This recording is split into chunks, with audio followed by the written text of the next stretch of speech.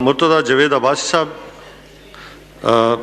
जी doctor Ibadullah साहब जी मोहतरम। औज़ु बिल्लाहि मिनश्शैतानिर्रजीम, बिस्मिल्लाहिर्रहमानिर्रहीम।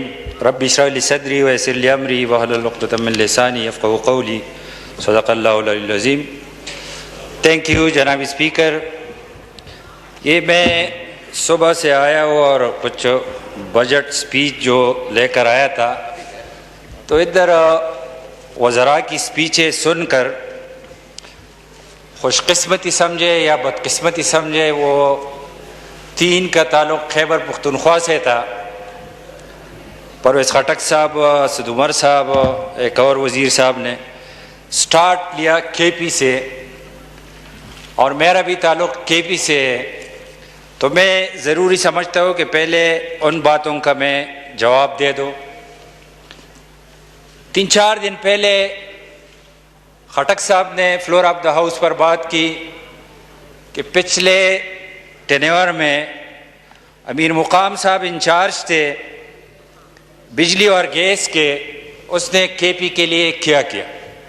तो सिर्फ उसको याद दिलाने के लिए,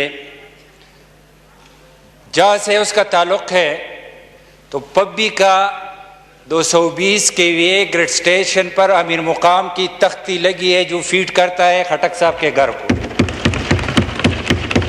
जहाँ उसका गांव है मांकी शरीफ, जो गैस वो इस्तेमाल करते हैं, तो उधर भी तख्ती लगी है अमीर मुकाम साहब। बाकी चीज़ों की ज़रूरत नहीं है, लेकिन केपी के हवाले से बहुत ज़्यादा उसने बात की कि अगर हमने डिलीवर ना किया होता तो दूसरी दफ़ा ना आते, 2/3 मेजॉरिटी के साथ ना आते। और असद उमर साहब ने भी ये हवाला दिया था कि पीटीआई की परफॉर्मेंस जो है पिछले 5 साल जो केपी में गुजारे, तो 2/3 मेजॉरिटी के साथ आए। तो जनाब स्पीकर, मैं ज़रा क्लियर करना चाहता हूँ कि 2013 में केपी से पीटीआई के 30 मेंबर इलेक्ट हुए आउट ऑफ 120, और हमारे एलाइज पार्टीज प्लस आज़ाद मेंबरान हमारे साथ राबिते में थे कि अगर आप गवर्नमेंट बनाना चाहते इस तरफ हम आते। लेकिन हमारे लीडर ने, मियां नवाज शरीफ ने, उसूलों पर मबनी डिसीजन लिया कि सिंगल लार्जेस्ट पार्टी है, इसको हुकूमत बनने दे। तो अगर पिछले 5 साल ये हुकूमत में रहे, तो वो भी मियां नवाज शरीफ के मरहूनी मिन्नत था। क्योंकि हमने जिस तरह 2018 में पंजाब में हुआ, हमने आज़ाद उम्मीदवारों के गलों में पट्टे नहीं डाले, हमने जहाज़ों में भरकर बनिगाला नहीं लाए, इसलिए इनको हुकूमत मिली। फिर 2018 की बात जब आ जाती है, लेकिन उससे पहले जनाब स्पीकर, 2015 में बल्दियाती इलेक्शन होते हैं, और मेरा जिस डिवीज़न से ताल्लुक़ है, मलाकन डिवीज़न सबसे बड़ा डिवीज़न है केपी का, जिसमें 8 डिस्ट्रिक्ट है। आज जितने भी एमएनएज़ है मलाकन डिवीज़न से, 13 हम एमएनएज़ है मलाकन से, उसमें से सिर्फ एक में नून लीग से हो, बाकी तमाम पीटीआई से है। लेकिन 2015 में जब वर्दी वाले बीच में नहीं थे, किसी भी डिस्ट्रिक्ट में पीटीआई की गवर्नमेंट नहीं बनी। फिर उसके बाद जनाब स्पीकर, 2018 के इलेक्शन को हम इलेक्शन नहीं मानते। केपी में 100% सिलेक्शन हुई, और जब चंद महीने बाद ज़िमनी इलेक्शन हो जाते हैं, पीके 3 जो सिलेक्शन में मिली पीटीआई को, हमने उनसे छीन ली इलेक्शन में, बाई इलेक्शन में। पीके 7 जो वजीर इधर उछलता कूदता है, उनका आबाई हल्का है, सिलेक्शन में पीटीआई को मिली, इलेक्शन में हमने छीन ली। पीके 71 जो केपी के गवर्नर का हल्का है, सिलेक्शन में मिली, इलेक्शन में हमने छीन ली। पीके 78 जो सिलेक्शन में पीटीआई को मिली, इलेक्शन में हमने छीन ली। पीके में याद दिलाओ खटक साहब को कि पीके 63 जो उनका अपना हल्का है और अभी अभी इलेक्शन हुए और मैं लीड कर रहा था अपनी पार्टी की तरफ से कैंपेन, और दूसरी तरफ खटक साहब भी और इसके घर में 7 पार्लियामेंटेरियन, सूबाई गवर्नमेंट भी, मरकजी गवर्नमेंट भी, और हमने उनके घर में घुसकर इसको मारा है। ये बात करते हैं जनाबी स्पीकर कि हमने चैलेंज भी दिया इधर लीडर ऑफ द अपोजिशन को, शहबाज शरीफ साहब को, कि मैं चैलेंज करता हूं कि फला प्रोजेक्ट मैंने किए। पहले उसने जिक्र किया हेल्थ सेक्टर का और एमटीआई की बहुत तारीफें हुई। एमटीआई में कौन मुंह लेकर आया ये शायद खटक साहब को खुद पता नहीं है। एमटीआई नौशरवान बरकी जो इमरान खान का कजन है, जो रहता है अमेरिका में और यहां से 60-70 लाख तनख्वाह लेते हैं, उसने हेल्थ सिस्टम का बेड़ा गर्क कर दिया केपी का। और सबूत यह है कि एलआरएच में एक बेड पर 6 पेशेंट होते थे। ये जबरदस्त रिफॉर्म्स है इनके। सबूत यह है कि हमने सुना था जनाब स्पीकर, गैस लोड शेडिंग, बिजली की लोड शेडिंग, ऑक्सीजन की लोड शेडिंग का हमने नहीं सुना। ये केपी के सबसे बड़े टर्शरी हॉस्पिटल में होता है। ये केपी के हॉस्पिटल स्वात में हमारे बहनों ने कार पार्किंग में डिलीवरी केसेस हुई, ये नहीं सुना था। ये मैं चैलेंज, इसने कहा हर डिस्ट्रिक्ट में जाए, हर जगह जाए। और अजीब बात ये भी कही कि केपी में न कोई गरीब है, न कोई बेघर है, न कोई बेरोजगार है। मैं सोच रहा था कि मेरा ताल्लुक कहीं स्विट्जरलैंड से तो नहीं है, जिस केपी से तो मेरा ताल्लुक है।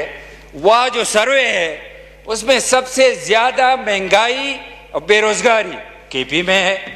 लेकिन मैं हैरान था कि खटक साहब के सोच में हम शायद हमने अपोजिशन को जिस तरह दीवार से लगाया है, ऐसा ना हो कि केपी से हमें निकाला है। इसने बात की हेल्थ पर मैं जो बात कर रहा हूं, मैं उस चैलेंज को कबूल करता हूं। आप कमेटी बनाए जनाब स्पीकर, ये प्रोविंशियल मैटर है। लेकिन इधर बात आई है, डिफेंस मिनिस्टर ने बात की।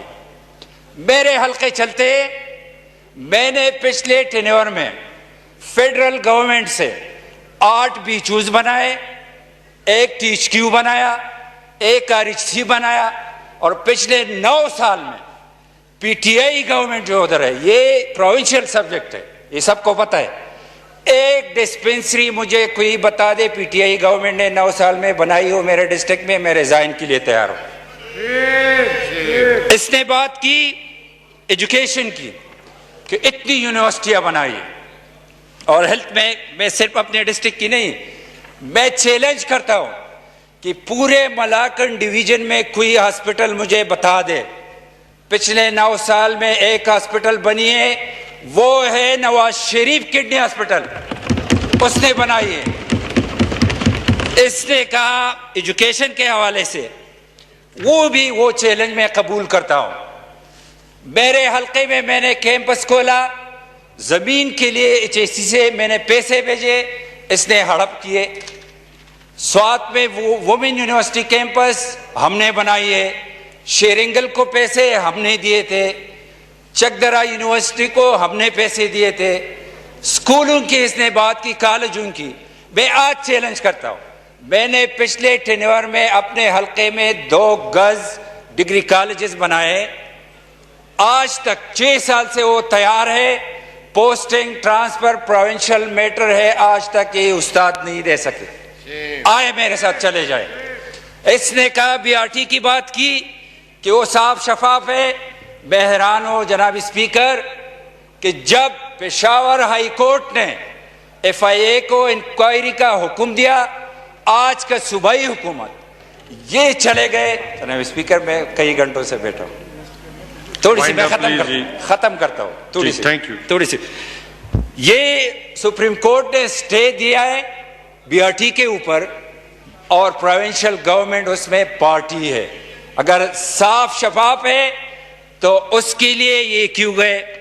बिलियन सुनामी, उस पर प्रोविंशियल असेंबली में एक कमेटी बनी, 2 साइट का विजिट किया, कुछ नहीं था।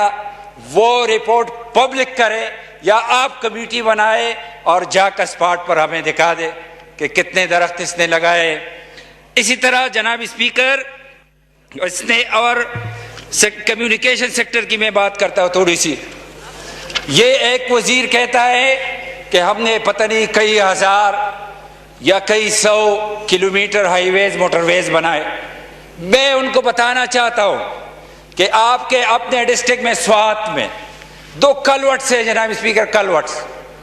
ये मेरा भाई बेटा है स्वात से, एक अलमगंज में और एक दकोड़क में है। 3 सालों में आपने तो 2 कलवट्स ही नहीं बनाए, आप हजारों किलोमीटर मोटरवे कहां से बनाएंगे? आपने हमारा एक्सप्रेसवे जो बिशाम ख्वाजा खेला है उसको काट डाला।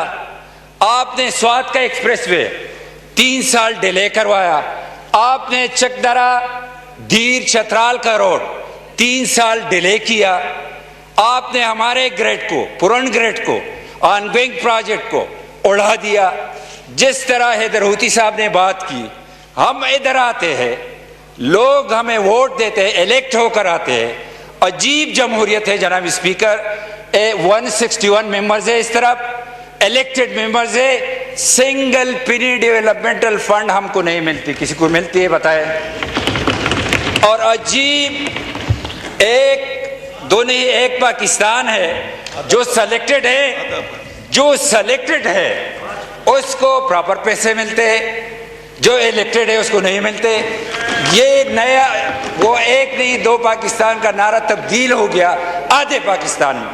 ये आधा पाकिस्तान जो है नए पाकिस्तान के नक्शे में है ही नहीं, उसने निकाल दिया, ये नक्शे में नहीं है। जनाब वाइंड अप चेयरमैन, मैं वाइंड अप करता हूँ, लेकिन एक चीज, वो खटक साहब ने जो मेरे लिए काबिल एहतराम है, गुजर गए, लेकिन अगर वो इतने कॉम्पिटेंट थे तो ये डिस्टर्ब ना करें, डिस्टर्ब ना डोगर साहब। अगर चेयरमैन साहब, अगर खटक साहब ने कॉम्पिटेंट थे तो हमें बुजदार प्लस के हवाले क्यों किया? ये इधर क्यों लेकर आए? क्या अब वो केपी से उसने गुर्बत खत्म की है? क्या वो डिफेंस मिनिस्ट्री से गुर्बत खत्म करने के लिए इधर पहुंचे? मुझे ये बताया जाए। ये तो इमरान ने हमारे साथ ज्यादती की है। इतना काम का बंदा जिसने 5 सालों में स्विट्जरलैंड बनाया केपी को, अभी डिफेंस मिनिस्ट्री में क्यों भेजा? इसने एक बार एक जो बात थी वो भूल गए। इमरान खान ने ऐलान किया था स्वात में एक जलसे में, बाई इलेक्शन में, कि मैं, वो केपी का नहीं था, उसने ऐलान किया था कि मैं स्वात में 350 डैम बनाऊंगा, स्वात में सिर्फ। उसी दिन जब अपोजिशन लीडर तकरीर कर रहे थे तो स्पीकर साहब ने भी बीच में बोला कि वो समझ उसको नहीं आई, वो जनरेटर का कह रहे थे। तो जो वज़ीर आज़म जनरेटर को डैम कहते हैं उससे हम क्या गिला करें? 350 उसने खुद का, स्पीकर साहब ने खुद का तस्दीक की। थैंक यू जनाब स्पीकर जी। जनाब स्पीकर, मैं तो वाइंड अप करें जी। रोजाना नहीं बोलता, कभी कभी मौका मिलता है।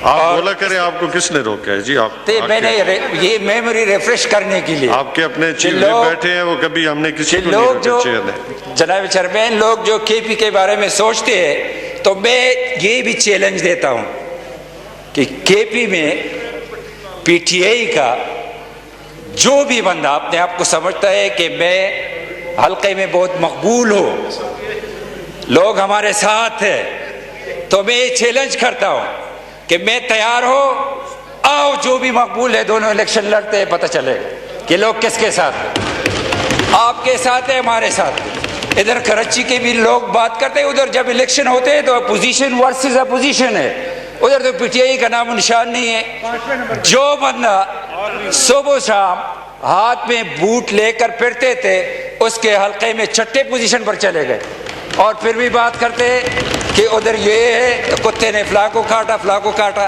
लेकिन मैं जनाब चेयरमैन मैं वाइंड अप करता हूँ Thank you, पुश्तों के एक शेर पर मुआज़रत के साथ,